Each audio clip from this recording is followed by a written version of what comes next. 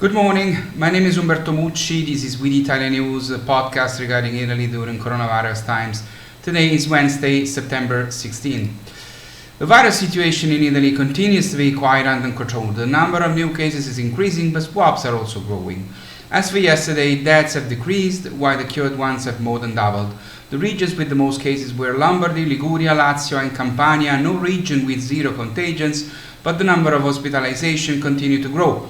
Those in ordinary regimen increased by 100 only yesterday, while there are more than 200 people in intensive care in Italy.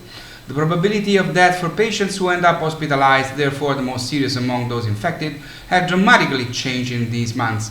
Between March and April it was 28.9%, between May and June 15.3%, between July and August 4.9%. The mortality rate of patients hospitalized for COVID therefore decreases over time. There are many explanations. The average age of the cases is lower, 34 years against more than 60 at the beginning of the pandemic. Hospitals not under stress, timely hospitalizations that allow patients to arrive at the hospital in better conditions and to start treatment immediately, knowledge of the most advanced treatments. From nature may come the hope of a new weapon against COVID-19. An international study in which the National Research Council has participated for Italy suggests how quercetin, a compound of natural origin, functions as a virus-specific inhibitor. Together with the search for an effective vaccine, the development of antiviral drugs specific for the coronavirus responsible for COVID-19 is another major strand of studies that the world of science has launched to have overcome the pandemic enemy. Also because in many cases, such as HIV, they have allowed to keep the disease perfectly under control. Quercetin is present in abundance in common vegetables such as capers, red onion and radicchio, all ingredients of the Mediterranean diet that distinguishes Italian cuisine. Another great reason to eat Italian.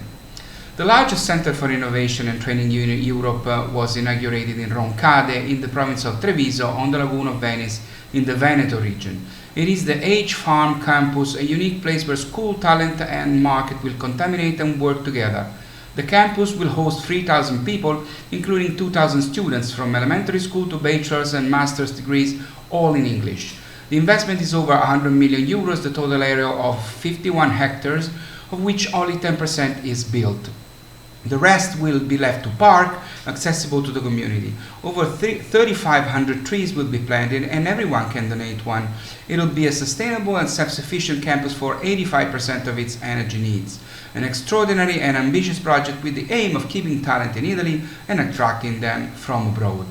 The Italian government has collected the list of 557 Recovery Fund projects in a single document. A list still provisional, which alone is worth over 670 billion, more than 3 times the 209 billion that Italy will be able to obtain from the European Union. The proposals come from ministries and public agencies. It is a document that shows for now the absence of a strategy and a vision of the Italian government. By October 15, the first drafts of the plan will be sent to the EU. It will be necessary to choose between the projects, and someone in Europe, the Italian President of the Republic, and also someone in the Italian government, has begun to explain that Italy needs to select a few big projects and not 1,000 small things aimed at spending money without a future return. In the meantime, France has presented its 100 billion investment plan, 40 billion of which are financed by Europe 1 month in advance. The planned measures are a total of 70 measures, not 557, divided into 3 simple, concrete and specific macro areas, those recommended by the European Union: ecological transition, business competitiveness and promotion of employment and training of young people. It is what we should do too. I must confess I'm not at all optimistic about this, but I really hope that the European Union will be very rigid in preventing us from throwing this money into silly projects that are useful only for electoral reasons. We would desperately need the political class that make wonderful use of the generosity of the Americans and the money from the Marshall Plan after World War II.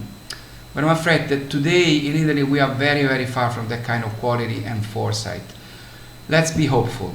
It's all for now, it's all for today. Please stay healthy, stay safe, do not underestimate the virus. It's all for today. I'll see you on Friday. My name is Umberto Mucci. This was We the ItaliaNews. Ciao from Rome.